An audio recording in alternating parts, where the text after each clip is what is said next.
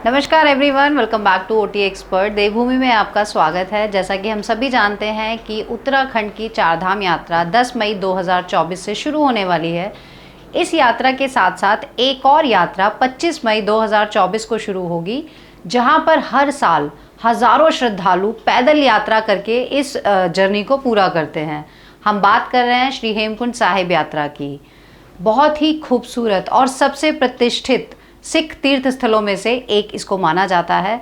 पवित्र ग्रंथ साहिब में यह दर्ज है कि सिखों के 10वें गुरु श्री गुरु गोविंद सिंह जी ने अपने पिछले जन्मों में हेमकुंड झील के शांत तट पर तपस्या की थी। बर्फ से ढकी चोटियों से घिरे वादियों के बीच है ये खूबसूरत गुरुद्वारा श्री हेमकुंड साहिब। हमने जिस तरह से आपको चारों धामों की यात्रा कैसे की जाती है उसके बारे में पूरा आपको एक्सप्लेन किया है। आज हम आपको बताते हैं कि हेमकुंड साहिब की यात्रा अगर आपको करनी है तो आप किस तरह से इस यात्रा को कर सकते हैं और हमारे थ्रू इस पैकेज को बुक भी करा सकते हैं।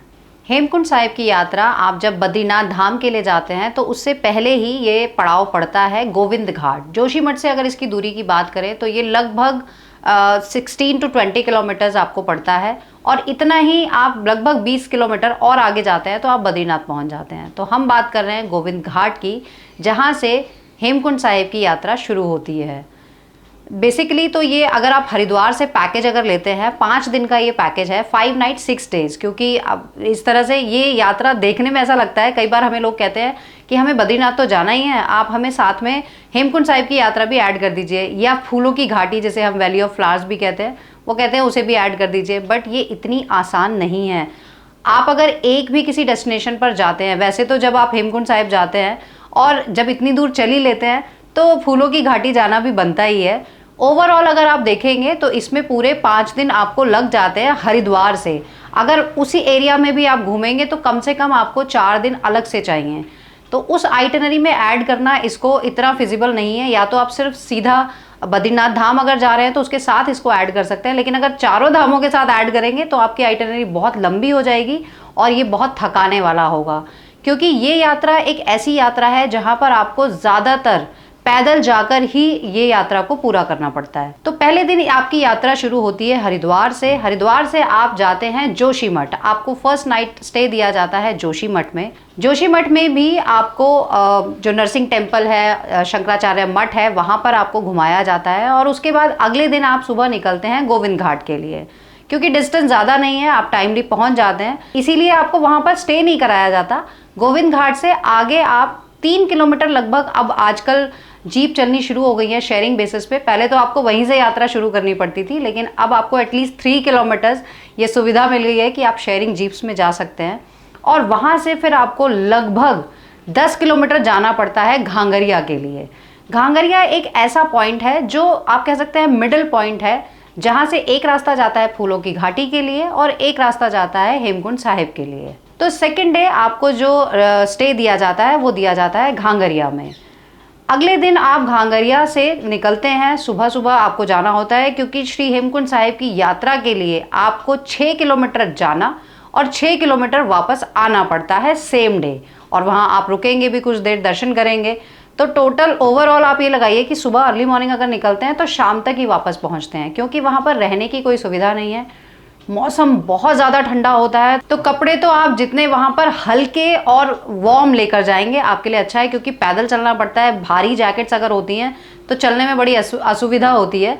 लेकिन हाँ, अगर लाइट वेट जो जैकेट्स होती हैं, जो वार्म होती हैं, वो आपके लिए कंफर्टेबल रहेंगी। तो आप दर्शन करने के बाद वापस आ जाते हैं घांगरिया में। वहाँ पर आपका रेस्ट होता है थर्ड नाइट। तो अगले दिन सुबह आप निकलते हैं फूलों की घाटी के लिए। ये एक ऐसी घाटी है जिसका नाम सुनकर ही लोगों के मन में इतना मतलब खुशी आ जाती है, क्योंकि वहाँ पर आप खुद इमेजिन कीजिए कि फूलों की घाटी, मतलब वहाँ पे आपको फूल ही फूल दिखते हैं। बहुत ही सुंदर वैली है ये।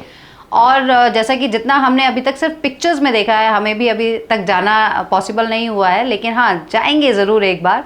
तो जो लोग हेमकुंड साहिब जाते हैं, इतनी दूर जाते हैं, तो वो सोचते हैं कि जब यहाँ तक आ ही गए हैं तो एटलीस्ट हम फूलों की घाटी भी हो ही आए, छोड़ के नहीं आना चाहिए।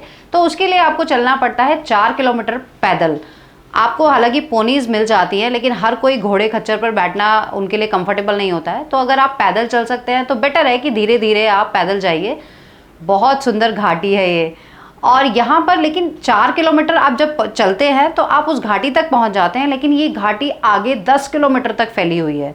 लगभग इसमें 3 से 4 घंटे का आपको समय लगता है पहुँचने में।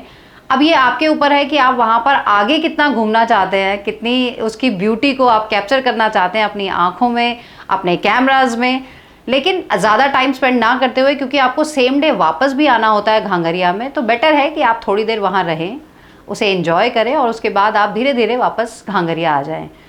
क्योंकि घांगरिया, जैसे कि मैंने आपको बताया, मिडिल पॉइंट है, इसीलिए रहने की जो सुविधाएं हैं, बेसिक सुविधाएं आपको घांगरिया में ही मिलती हैं।